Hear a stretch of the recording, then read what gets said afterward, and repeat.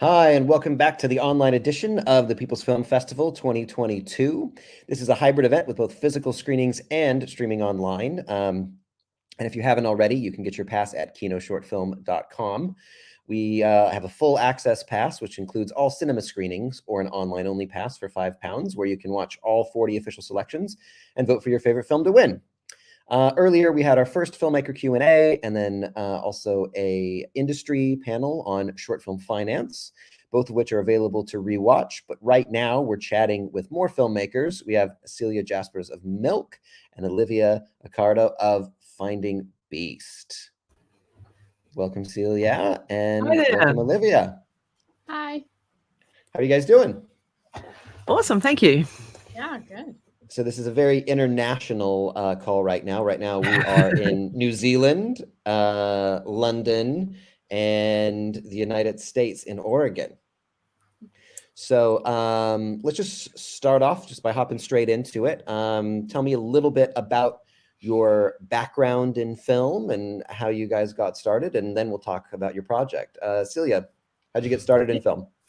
Yeah, no, well, I've started really young. So at 15, I had work experience at a TV studio in New Zealand down in Christchurch.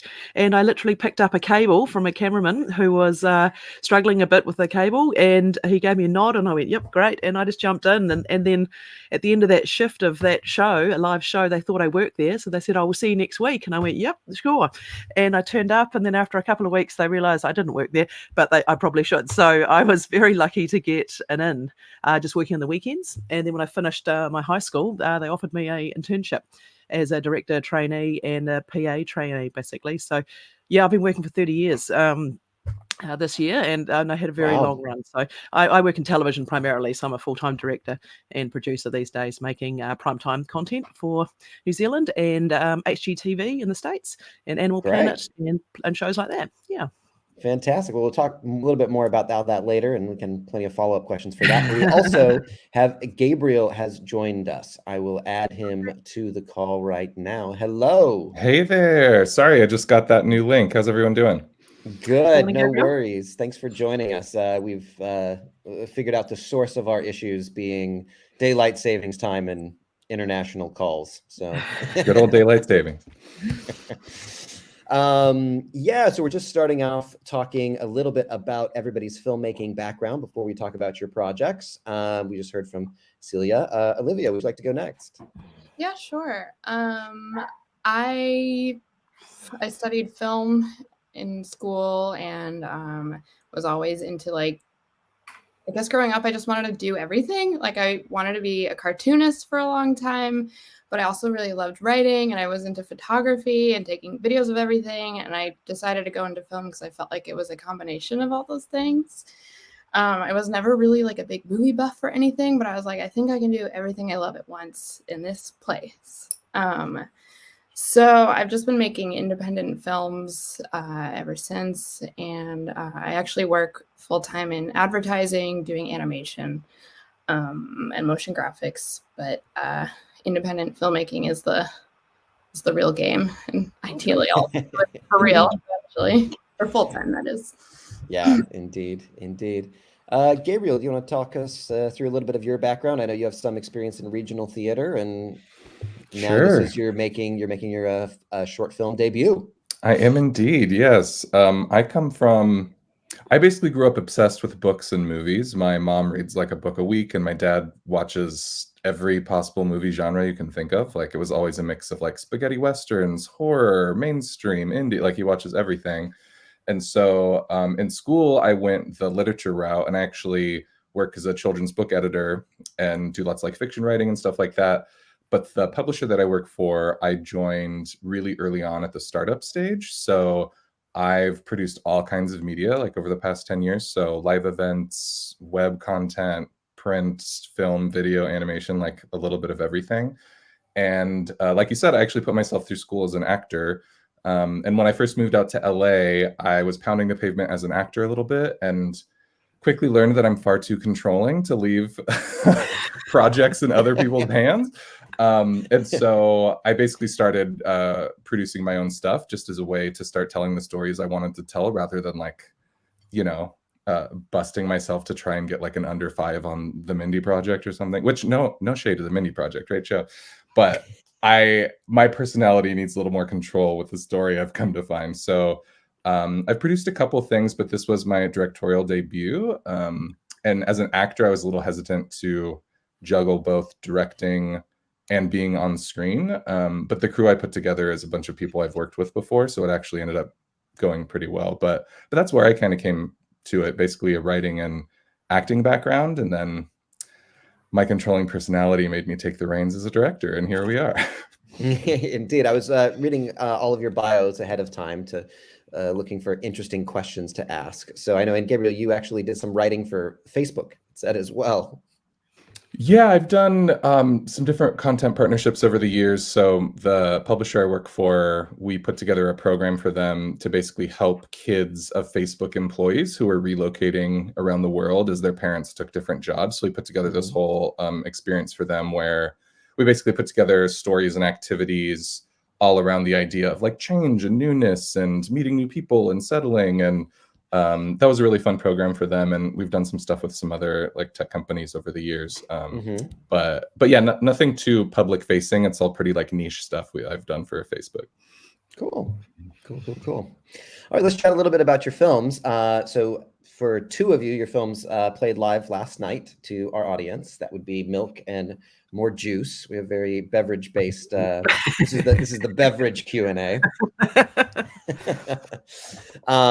So Celia, tell me just a little bit about the inspiration behind Milk and how it came about, why you decided to make this film, and I believe you made it with your daughter, correct? Yeah, exactly. Very risky casting my daughter, but yeah, no. So we came out of a lockdown 2 years ago, and I had done a short film during lockdown for the 48 Hours Film Fest because everyone was stuck at home that year, and I went, oh well, I'll give it a go. All the professional teams had been broken up because no one could be anywhere, and everyone had got very clever, of course, using internet things. But I live on a farm here in New Zealand, and with my husband and family, and so we had this lovely background, great farm, and but just had 2 kids and the husband and me and a camera gear and some bits and pieces. So I made a short film for that, and we actually won a section in that competition, which I was really surprised at because it's normally very competitive.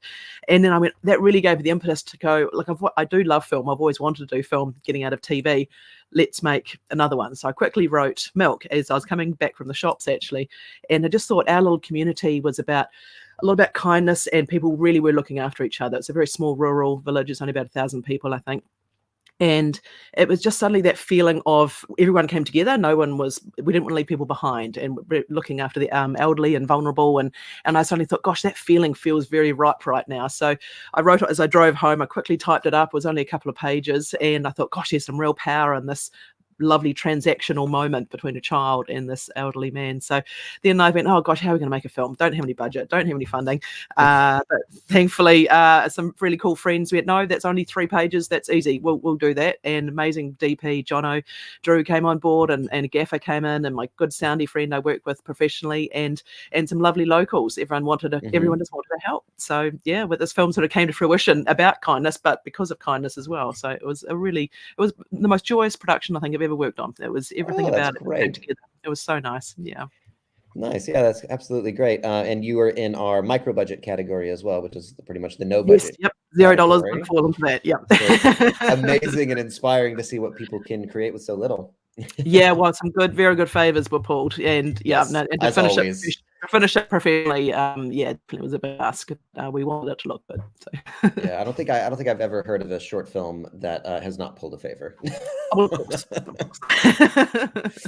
And then I was also just doing a little bit more research into the project, and I saw it stars not only your daughter but Frank Edwards, who appears to have been in pretty much every Peter Jackson movie.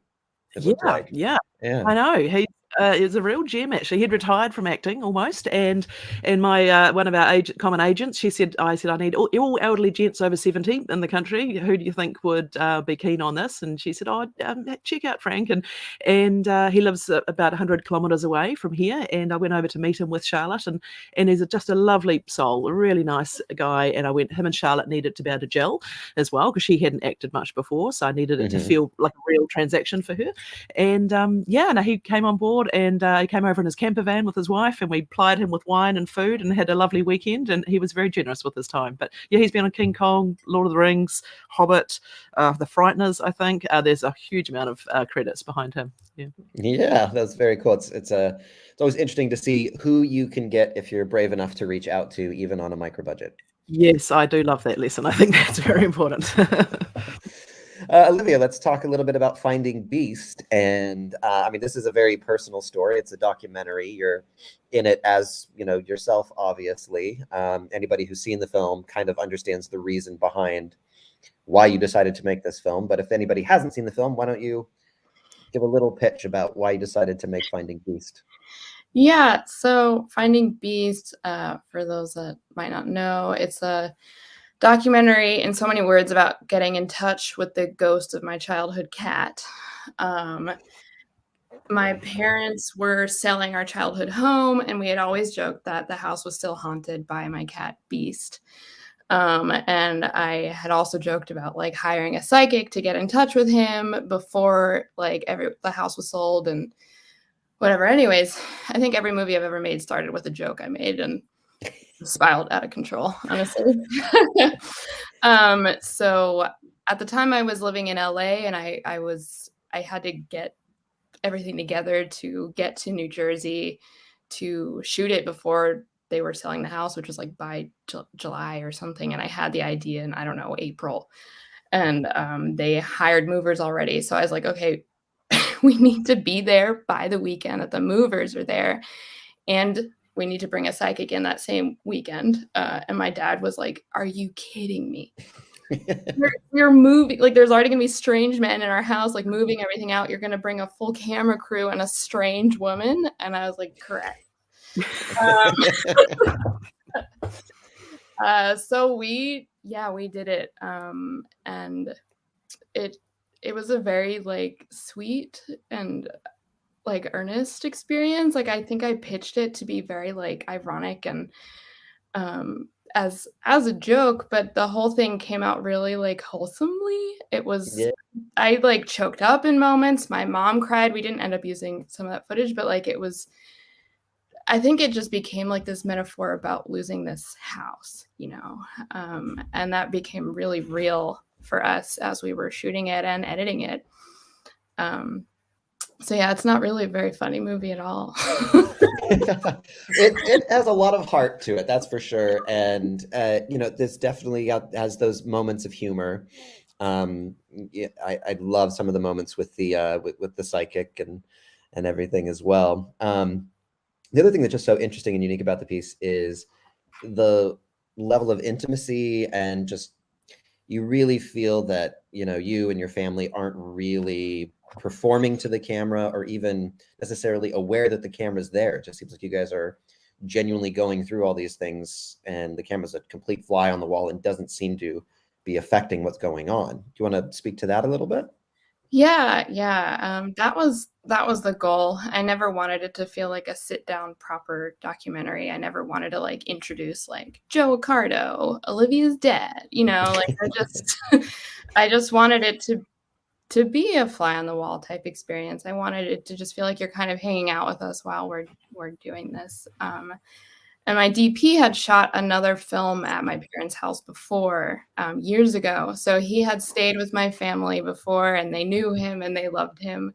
So I think that helped that there was already a relationship and nobody felt as guarded as they might have if they were strangers. Mm-hmm. And my parents have worked in production themselves in TV and events, and they're used to it. And I think they're pretty good at being themselves and comfortable in those situations, almost to an annoying degree where they'll like critique me, Mm-hmm.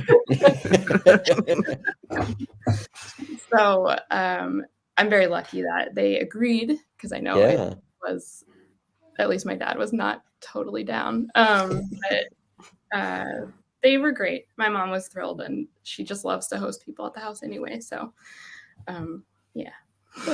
Good. Yeah. Well, it's a great watch. You guys can watch it online already, and then it's going to be playing in cinema here next Saturday. And it's nominated for Best Documentary Short at our festival. So there's another reason to check it out. Gabriel, do you want to talk a little bit about More Juice and the inspiration behind it? I know it is kind of a short film that's actually a proof of concept for a feature and a much larger thing. So how'd you come up with the idea, and what's your vision moving forward with it all? Yeah, absolutely. That's exactly right. It's as a standalone as much as we could make it a standalone, but it is definitely a proof of concept for this larger feature. And the feature really came about because I was hungry to write something that I felt really strongly about, that felt like a personal story to me, and I was hungry to start writing a feature because over the years, I've put together lots of little scrappy projects, but I wanted to see how my voice would fit on something a little bit longer. And it really actually started to truly come together a few years back. It's interesting living here in LA. I think it can take a little while to like find your tribe or find your community here in LA. It's very much a compartmentalized town. Everyone's in their cars. You have to like seek out the experiences of connecting with other people. And I finally landed at an acting studio here where I got paired with this group of people, and we instantly just clicked. And we all stayed at that studio off and on for like, I want to say 3 years or so, depending. And we were all just workshopping each other's work, learning from each other, growing from each other, jumping in on projects. And it became this really great crew. And one person in that group was Emma Fassler, who's the star of More Juice. And that whole group is incredibly talented, but there was something about Emma that I instantly connected with. And I immediately just wanted to write for her, basically, because I love who she is as a performer. I love who she is as a person. And she just makes such unexpected but perfectly correct choices as an actor that is really a delight to watch. And so I instantly was just like, I'm going to write something for you. Yes, let's do something together. And started working on the feature. And then friends from that group also helped like workshop the script, and we worked on it a bit. But I knew that I wanted to actually get something on screen to help inform where the story would truly go in the feature. The script was pretty much finished for the feature, but I basically wanted to see what Emma would do with it in a more complete way.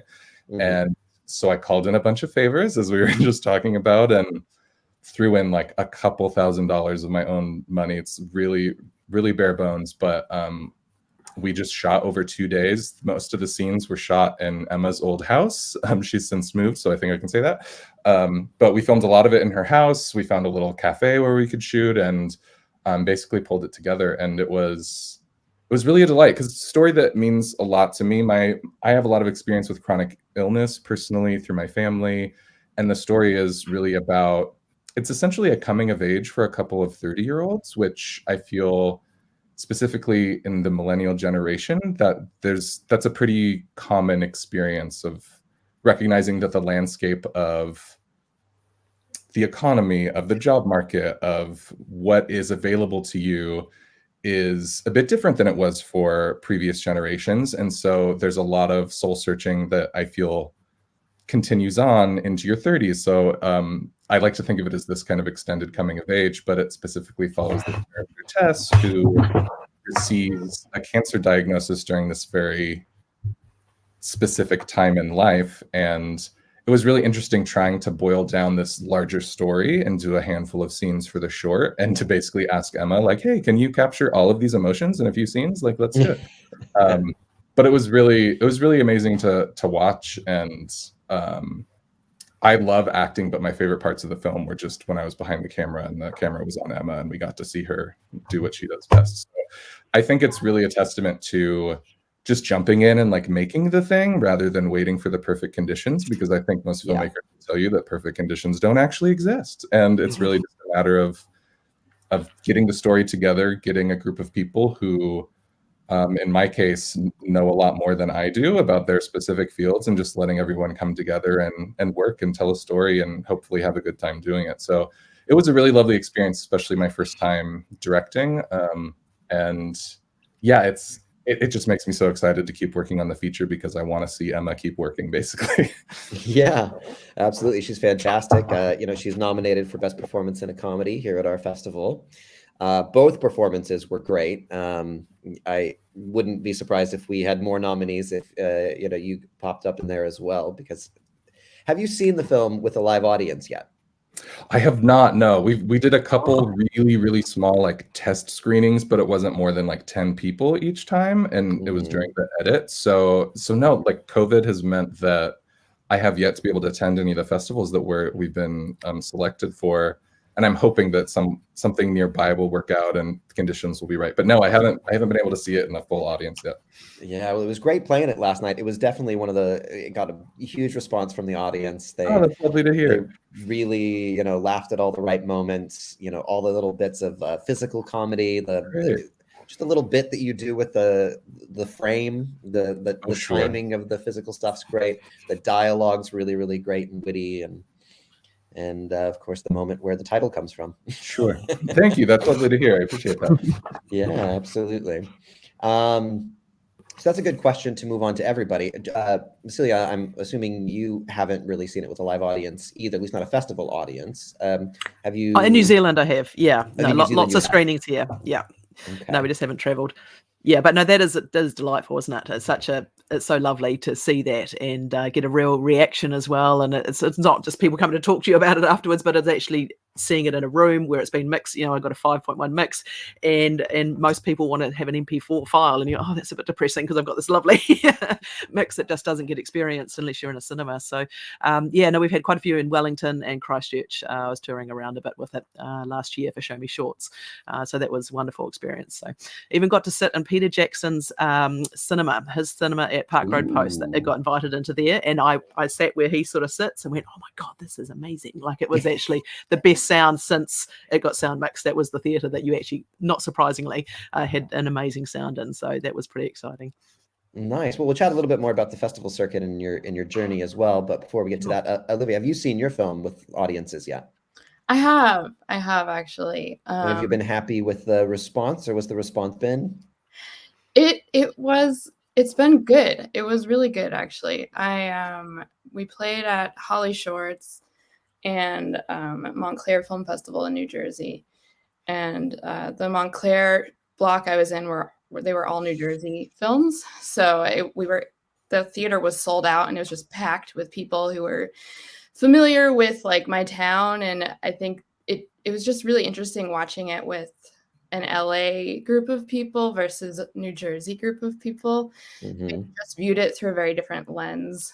And I feel like the New Jersey crowd was a lot more raucous. And I think the films meant more to them personally. And the LA block was like, it was this very serious group of documentaries. And then mine.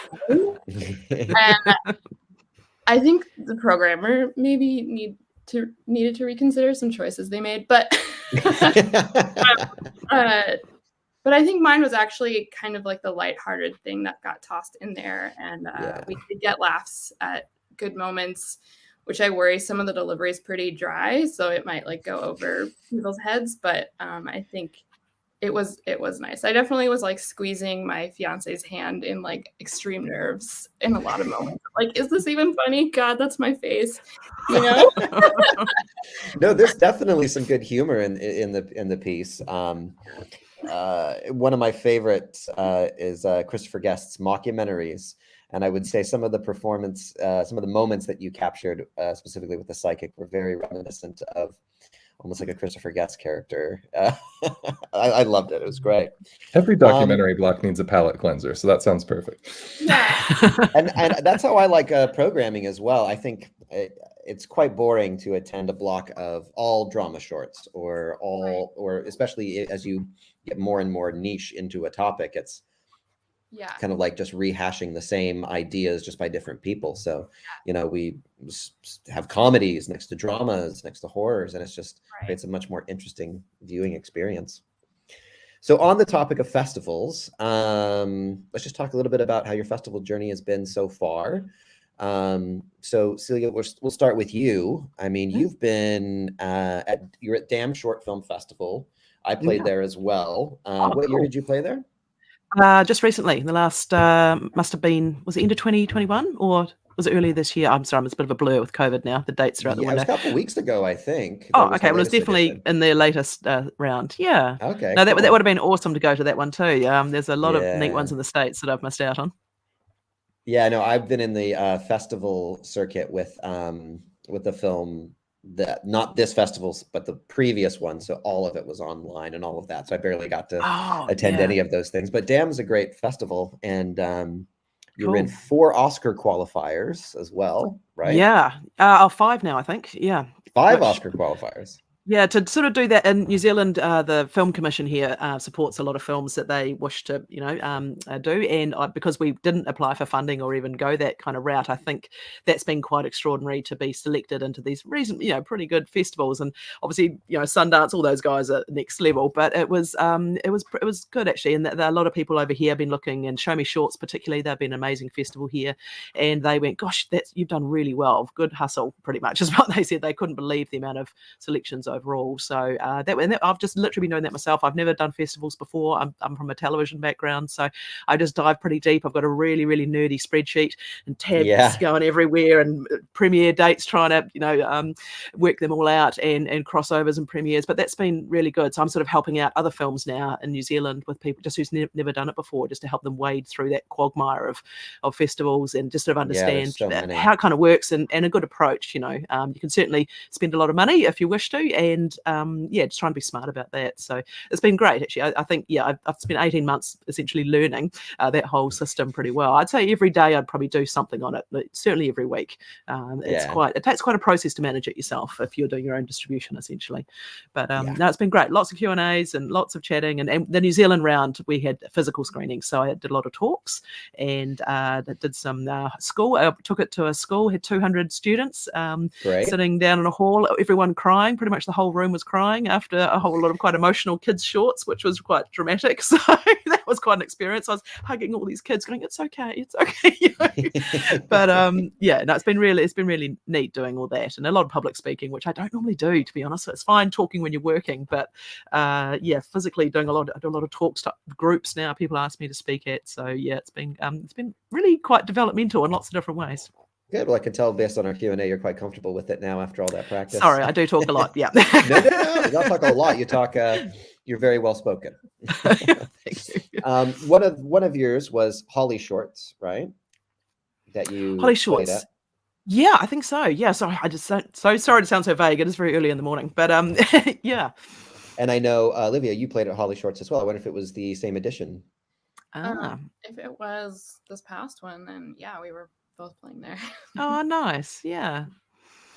So Olivia, how's your festival journey been? I came across your project because Festival Formula did your strategy for you. They did the strategy for my short film as well. So I know Katie and all the team there that run it, and I was looking through their slate, and I'm like, I'm interested in this one. Let me know if any of these filmmakers are interested in submitting, and you're one of them. So how's your festival journey been? It's been okay. It's always a mixed bag. Yeah. But I don't know how to. I'm not like that concerned about it.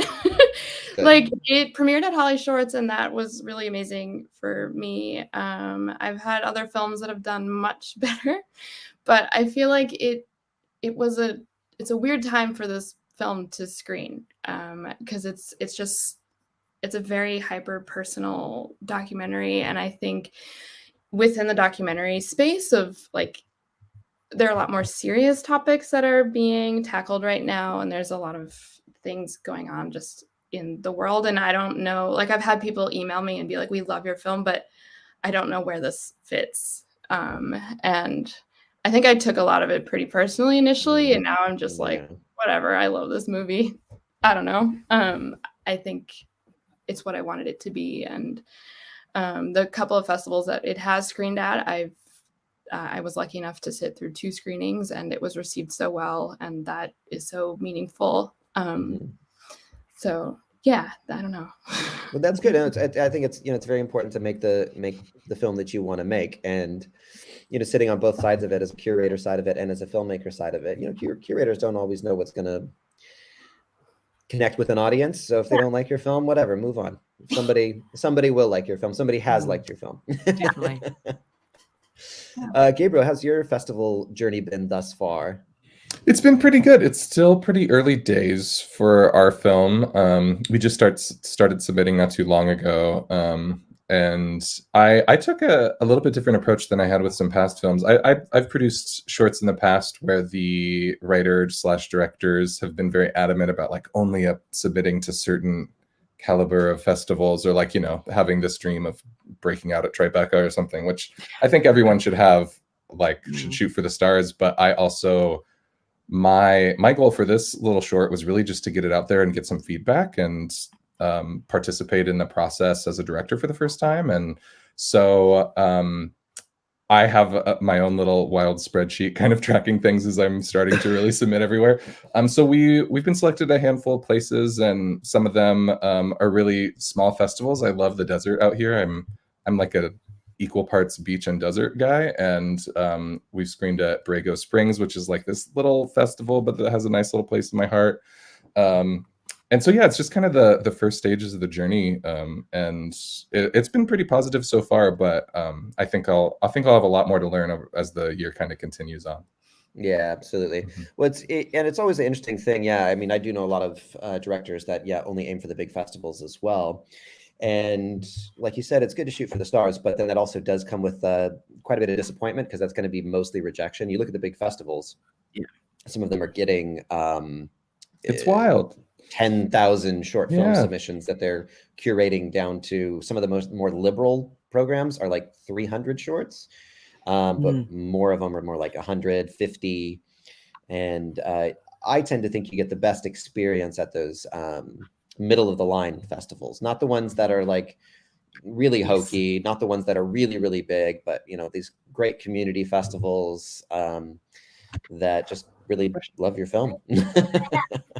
Yeah, that's been the goal, really. I think I'm like a journeyman, lifelong storyteller, right? So I never look at any project as like, this is my ticket to, I look at each story as a story that I want to tell and see how we can tell it. And so for me, festivals are an opportunity to share that story, receive feedback, become a better filmmaker, and then also an opportunity to meet other creators and other filmmakers, which is, well, hello. Sorry, Charlie. We have the star of the film has arrived. Yeah, this is Charlie. Hi, everybody. Hi, Charlie. Hello. Hello. We played your film in London last night. Yes. Oh, she can't hear. There we go. I'll take this out, actually. Can you hear them now? We played your film in London last night. Had a premiere last night. Really? Yeah, pretty cool. Yeah, everybody loved it. Oh no, we've gone mute. So I'll put that back in for a second. You have an ear. I'll have an ear. You have an ear. There we go. I was just saying, everybody loved your film. Did anyone cry? Was there a few wet eyes in there? I'm sure there had to be. I was just staring at the screen. We've managed to make a lot of people cry, haven't we? Yeah. That's Nice. Well, we could start wrapping things up here. Kind of the next thing I wanted to move on to is just, for any filmmakers out there that are listening, what advice would you give for filmmakers that are looking to maybe make their first film or maybe step up their game? What have you learned in your process that you want to share? Any nuggets of wisdom? Yeah, well, I think Gabriel touched on it as well, about not waiting for the perfect time, and every time is difficult, to be fair. So you've actually just got to start. But I always talk about this analogy of the train leaving the station. The short film's a train. It's really hard to get the train moving, but once it's going, everything seems to fall into place. And as I think once for us, it was when the DP said, "Hey, I'm free this weekend. That's the date." And I went, "Wowza, okay, we've got 3 weeks. We've got to hustle this whole thing together." But I could have sat around for months pontificating and wondering and waiting and trying to get everything perfect, but nothing like a deadline to actually just do it, I think. And getting that momentum, people do come on board, and it's just start. I know it seems really overwhelming, but you do just need to start. Yeah, indeed. Olivia, any nuggets of wisdom?